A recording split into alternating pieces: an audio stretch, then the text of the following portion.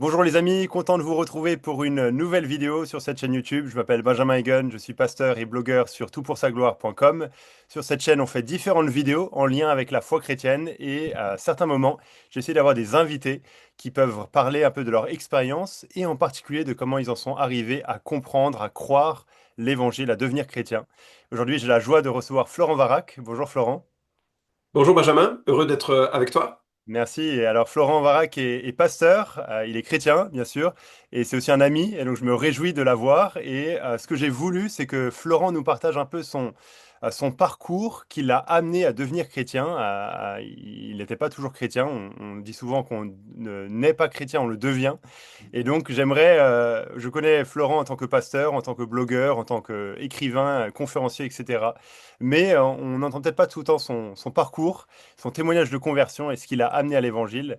Et donc, le but, c'est qu'il nous partage cela dans ces quelques minutes. Alors, Florent, je commence avec une première question. Est-ce que tu peux nous partager un peu ton arrière-plan? Je disais que tu n'as pas toujours été chrétien, tu l'es devenu à un moment donné. Avant d'être chrétien, quelles étaient tes croyances, ta vie? Donne-nous un peu un aperçu de ton arrière-plan. Alors mon arrière-plan est assez multiple, on va dire, mais en tout cas il était caractérisé par un attachement aux valeurs du nouvel âge. J'étais absolument convaincu de la réincarnation qui me semblait avoir été prouvée au-delà de tout doute possible. J'étais attaché à la notion d'énergie, que c'était les énergies qui finalement contrôlaient notre santé ou notre bonheur. Et ça venait de l'héritage familial. Alors,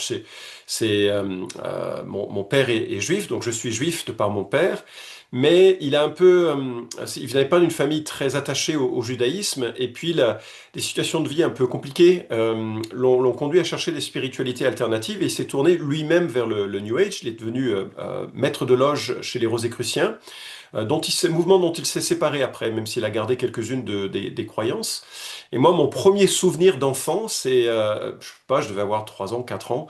Je jouais sous une table avec un petit camion, et mon papa était avec ses amis en train de faire des séances de magnétisme pour guérir un de leurs amis qui mourait d'un cancer. Et ma première pensée, c'est, waouh, mon père, il fait des choses spirituelles, il fait des choses importantes, et ça m'a marqué.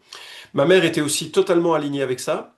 J'ai appris après coup que lorsqu'elle était enceinte, elle avait invoqué des esprits élevés pour venir entrer dans le corps euh, qui fabriquait son premier fils, moi-même, avec l'idée que dans la pensée qui était la leur, l'âme était rejointe ou rejoignait le corps au bout du troisième mois.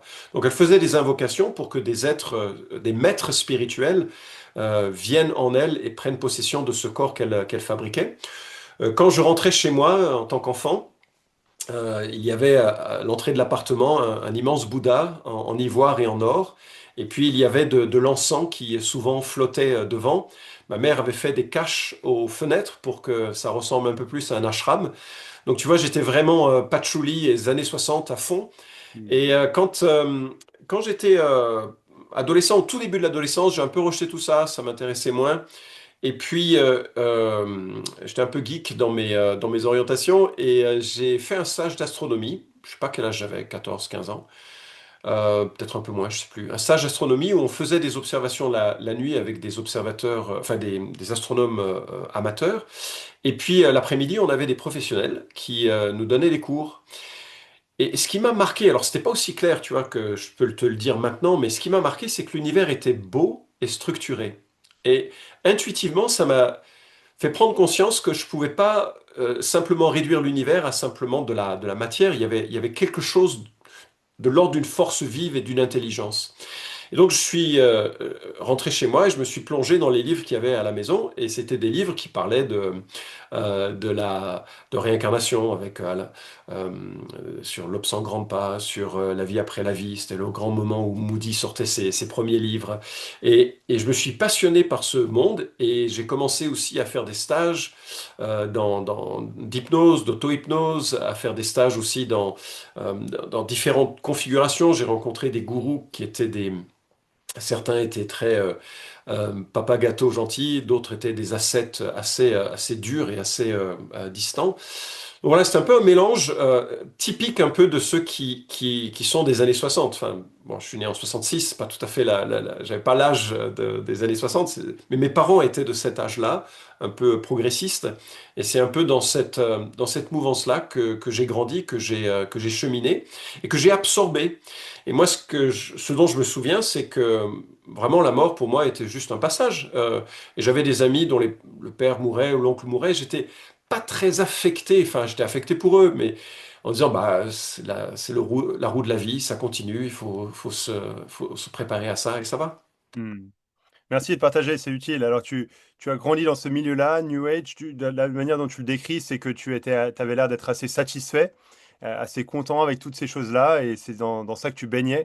Qu'est-ce qui Ouais, t'a amené, maintenant je parle à Florent qui est chrétien, qui a été pasteur, qu'est-ce qui a amené ce changement? Qu'est-ce qui t'a amené à entendre l'évangile, à comprendre l'évangile, à croire en l'évangile? ouais. Je voudrais vraiment souligner cet aspect que tu viens d'évoquer, c'est que pour moi tout allait bien. Alors, je connais des gens qui viennent à Christ parce que tout allait mal et qu'ils ont trouvé vraiment une sorte de réparation, de restauration dans une communion avec Christ. Pour moi, tout allait bien. J'ai des parents formidables. Enfin, ma maman est décédée maintenant, mais mes parents, j'ai vécu une enfance heureuse globalement. Enfin, on avait certains problèmes dysfonctionnels comme beaucoup de familles, mais je veux dire, rien de marquant et tout allait bien. Alors, il y a quelques événements qui ont été frappants. Alors, certains sont anecdotiques, mais je me souviens que je prenais des cours de piano avec un prof qui était catholique et qui venait aussi du New Age. Et un jour, qui m'a dit, Florent, il faut que tu saches, il est donné à l'homme de mourir une seule fois, après quoi vient le jugement. C'est ce que la Bible dit. Et c'est marrant parce que cette phrase, d'abord, elle m'a dit, ah bah ça c'est bien les chrétiens, jugement, jugement, tu vois, ça rentrait bien dans la narrative antichrétienne que je connaissais, que je nourrissais. Et puis en même temps, c'est resté dans ma tête. Parce que si tu mets tes œufs dans le panier de la réincarnation et que c'est pas vrai, c'est un problème. Hmm. Et donc ça a éveillé un sens de... peut-être c'est intéressant que tu revisites la question. C'était très vague, hein.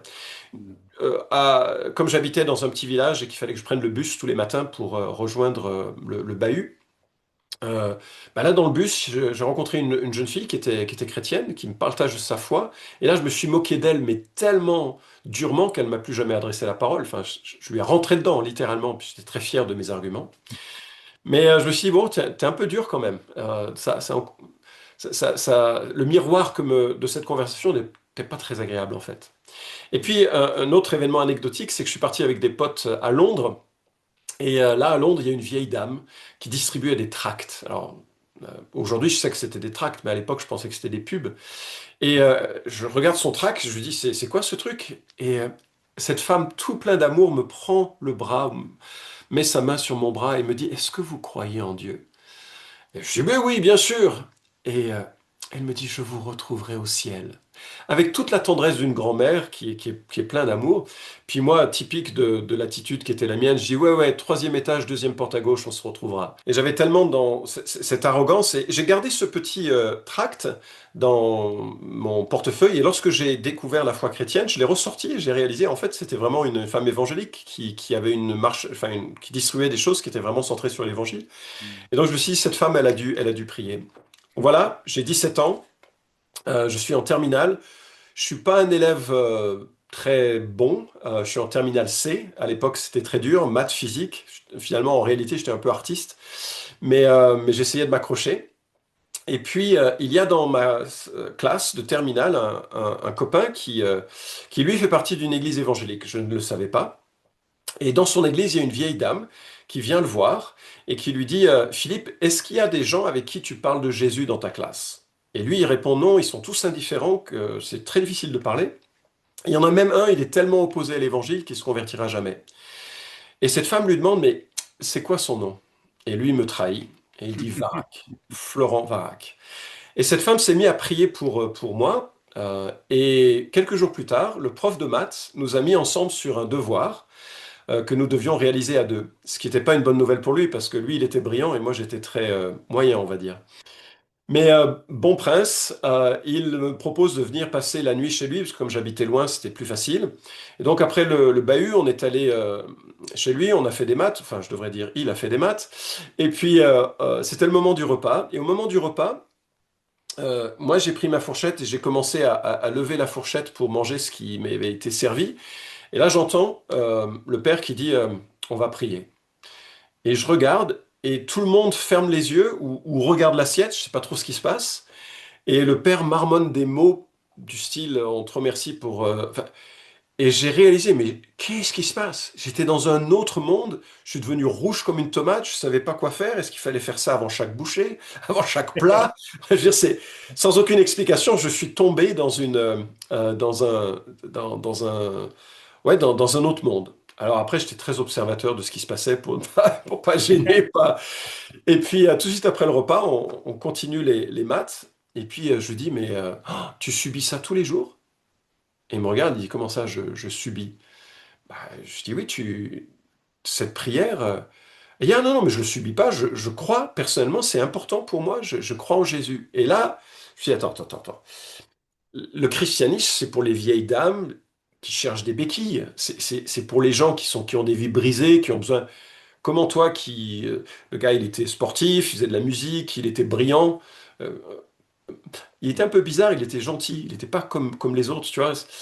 Et là, ça a initié toute une conversation pour la soirée et qui s'est terminée il m'a offert un évangile de Jean en français courant et bien illustré.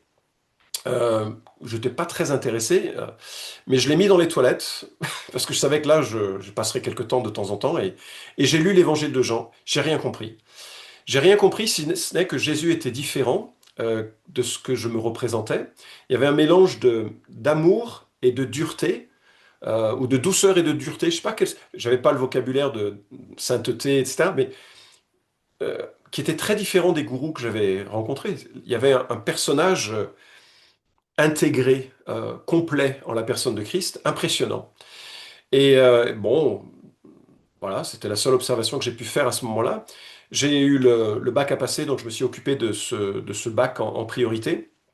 Et tout de suite après le bac, il m'a téléphoné pour me dire qu'il y avait un groupe de chrétiens qui venaient d'Irlande du Nord, qui étaient là pour quelques jours, 2 semaines, et il me demandait est-ce que tu veux venir nous rejoindre ce soir, il y a un petit programme. Il me dit ce sont des chrétiens. Je dis ah, c'est des chrétiens. Ben, je lui dis écoute, je passe mon permis de conduire cet après-midi à 14 heures. Si j'ai mon permis, je viens. Si j'ai pas mon permis, je viens pas.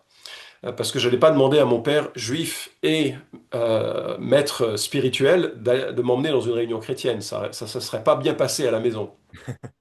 Et juste pour la petite histoire, je sais qu'on n'a pas beaucoup de temps forcément, mais pour la petite histoire, je suis allé à ce permis sans lunettes parce que je voulais pas que l'instructeur écrive port de lunettes obligatoire. Donc je rentre dans la voiture et le gars me dit, Monsieur, est-ce que vous voyez la voiture blanche à 10 mètres devant vous? Et je la voyais. Il me dit, est-ce que vous pouvez lire la plaque d'immatriculation, s'il vous plaît? Et j'étais incapable de lire la plaque d'immatriculation, mais c'était la voiture de mon père et je connaissais le numéro par cœur. Alors je lui ai donné, il m'a dit c'est bon, allez-y. Et je ne sais pas comment j'ai eu mon permis et c'est aussi ce jour-là que je suis devenu calviniste, mais ça c'est une autre histoire. Mais bref, j'ai eu mon permis, je suis allé à cette rencontre et là j'ai vu des jeunes qui aimaient Jésus et qui brisaient toutes les représentations que je m'étais faites. Il y avait des filles qui étaient mignonnes, il y avait des gens qui faisaient des études, qui étaient intelligents, il y avait des gens qui étaient intelligents mais qui étaient artisans, qui étaient mères au foyer. Enfin, il y avait une multitude de différents types d'individus et ils aimaient Jésus. Hmm. Et donc j'ai passé plusieurs jours avec eux. Et le jeudi soir, le 12 juillet 84, il y avait une soirée de louanges. Et je voyais ces hommes et ces femmes qui louaient Dieu. Et je me suis dit, mais moi, je veux cette relation qu'ils ont. En fait, c'est ça qui m'a intéressé. C'est ça qui m'a attiré. C'est que je sentais, je voyais qu'ils vivaient quelque chose de personnel avec Dieu. Et j'avais envie de cela. Donc, je suis allé voir ce copain et je lui ai dit, écoute, je me convertirai un jour. Et il m'a dit, d'accord, mais c'est possible ce soir. Et j'ai réfléchi, je me suis dit, bah oui, en fait, après, il va y avoir les études, après, il va y avoir. Donc, banco, on y va. Et donc, ce soir-là, il m'a expliqué l'évangile au travers d'un texte de la Bible. Et il m'a dit, maintenant, tu vas te mettre à genoux, tu vas dire à Dieu la liste des fautes que tu sais avoir commis, et puis tu vas exprimer ta foi que Christ est mort à la croix pour toi, et tu vas lui demander d'entrer dans ta vie. Et bon, j'avais aucune idée que c'était assez exigeant, tu vois. On te demande de faire ça, on te demande de faire ça. Mais dans la simplicité de ce moment, je me suis mis à genoux, j'ai balbutié ce que je savais formuler, le cœur battant. J'avais jamais prié de ma vie. Et voilà, ça a été un événement marquant. Alors, il n'y a pas de flammes de feu qui sont descendues, mais ma vie a pris un tournant assez radical à ce moment-là. J'ai lu la Bible en une semaine après, ça devenait clair. C'est comme si la lumière s'était allumée sur ces vitraux que je n'avais pas su lire et comprendre auparavant. Et une vie, une relation avec Dieu avait commencé qui a été bouleversante. Wow. Merci Florent, c'est vraiment encourageant d'entendre ce parcours, ce témoignage. Ça nous encourage, je pense, chacun de nous, dans le témoignage qu'on veut rendre auprès de nos amis avec l'Évangile, même ceux qui semblent être très loin. Et dans le temps qui reste, peut-être, si tu peux nous partager euh, ce que tu as maintenant que tu n'avais pas avant. Alors, tu penses à ta vie d'avant, tu décris un peu ta vie d'avant dans le New Age. Qu'est-ce que l'Évangile t'a apporté que le New Age n'a pas pu t'apporter au final? Ouais. Waouh. Alors, premièrement, c'est une compréhension de la vie. On cherche tous cette compréhension. Alors, je sais aussi que chacun d'entre nous, on a des recherches différentes et Dieu vient nous rencontrer là où on a des aspérités ou des désirs particuliers. Mais il y a une grande confusion dans la vie. Pourquoi la souffrance? D'où je viens? Quelle est ma destinée? Et je crois que la Bible offre un cadre conceptuel extraordinaire où on a à la fois la compréhension d'une force de vie qui est belle, qui est magnifique, qui nous pousse à vivre et à aimer. Et puis on a aussi le cadre conceptuel de la réalité du mal, qui l'explique, même si elle n'en donne pas la source de façon satisfaisante, qui l'explique et soudainement le passé, le présent et l'avenir fait sens. Et on connaît sa destinée ultime. Et elle n'est pas fondée sur une espérance vague. On espère se réincarner, on espère redevenir quelqu'un, quelque chose, rencontrer ceux que l'on a aimés. Elle est fondée sur un phénomène historique, un Dieu qui s'incarne, qui vit, qui meurt, qui ressuscite. Et donc il y a une assurance profonde et un apaisement vis-à-vis de l'anxiété générale de la vie et de l'incompréhension de la vie. La deuxième chose que j'aimerais souligner, et c'est franchement ce qui m'a attiré en réalité, c'est cette adoption que Dieu nous offre en Christ. En étant adopté, je deviens son enfant, je deviens co-héritier même de Christ, héritier de ses promesses, et il y a une proximité à la fois affective, mais aussi de dignité, de valeur, qui fait que la vie, dans toutes ses complexités, et hélas, et trois fois hélas, j'ai pas toujours vécu, même en tant que chrétien, à la hauteur de ce que j'aurais souhaité vivre. Je me suis planté souvent, et même encore maintenant. Et donc d'être dans cette relation de grâce, cette relation d'enfant avec son Père, elle est d'une richesse, c'est une aventure quotidienne, notamment parce que justement Dieu veut continuer son œuvre en moi pour gommer les aspérités qui s'y trouvent encore. Et je trouve que c'est une aventure, et ce sera le troisième dernier point, c'est qu'il y a une dimension d'aventure dans la vie avec Dieu euh, qui, qui, euh, euh, qui a beaucoup de texture. Elle est douloureuse parfois, vraiment, je dois mourir à moi-même, mais à la fois elle est glorieuse et noble. Je me revêt de quelque chose qui est de l'ordre du divin. Et ça, c'est bouleversant et ce sont des choses qui ont changé radicalement et pour toujours mon existence. Merci Florent. Alors, chers amis, pour terminer, juste pour conclure, j'aimerais juste signaler que ce que Florent a partagé ici, c'est presque seulement un avant-goût, d'une certaine manière, pour découvrir ce qu'il y a de vraiment attirant avec la foi chrétienne, de vraiment convaincant avec la foi chrétienne, et pour découvrir le message au cœur de la foi chrétienne, le message de l'Évangile, la bonne nouvelle à propos de Jésus. C'est notre souhait à Florent et à moi, pour vous qui regardez cette vidéo, que vous puissiez maintenant, creusez plus qui est Jésus et vous intéressez à cette question-là de savoir ce que ça veut dire, ce que ça implique pour vous-même. Et j'aimerais juste mentionner quelques moyens de faire cela. Le premier, ce serait tout simplement de lire un évangile, lire le récit de la vie de Jésus.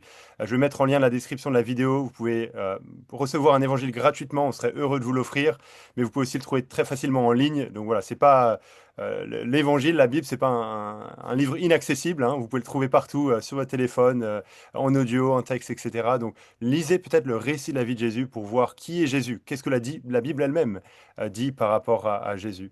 Le deuxième moyen, si vous dites, même moi j'aime pas trop lire, je préfère des vidéos, c'est le site web quiestjesus.com auquel Florent a contribué justement. C'est 4 vidéos de 10 minutes qui expliquent l'essentiel de la foi chrétienne. Vous pouvez découvrir la personne de Jésus dans ces 4 vidéos de 10 minutes, une sorte de parcours pour découvrir la foi chrétienne telle que la Bible la présente, qui est Jésus.com. Et le troisième moyen, si vous dites non, mais moi j'aimerais bien quand même lire un livre, alors juste un petit livre que je recommande, que j'ai écrit pour expliquer justement la foi chrétienne de manière assez simple à ceux qui découvrent. Qu'est-ce que tu crois? Voilà, il est tout petit pour pas que ce soit un trop grand engagement. Merci Florent pour la recommandation. Euh, Ça c'est voilà un livre si vous voulez creuser un peu plus loin en partant dans les bases de la foi chrétienne. Peu importe le moyen, on vous encourage vraiment à pas mettre cette question de côté et à répondre à la question qui est Jésus et ce que ça implique pour vous. Alors merci beaucoup Florent pour ton temps. Je vais mettre aussi en lien cette vidéo des ressources que Florent a produites et des moyens de suivre Florent dans ce qu'il enseigne. En tout cas, on est reconnaissant Florent pour ton service envers nous de différentes manières alors que tu écris, que tu enseignes, mais surtout on est reconnaissant à Dieu pour sa grâce envers toi et qui t'a sorti du New Age pour t'amener à l'Évangile. Merci Merci Florent. Benjamin, merci beaucoup de l'accueil.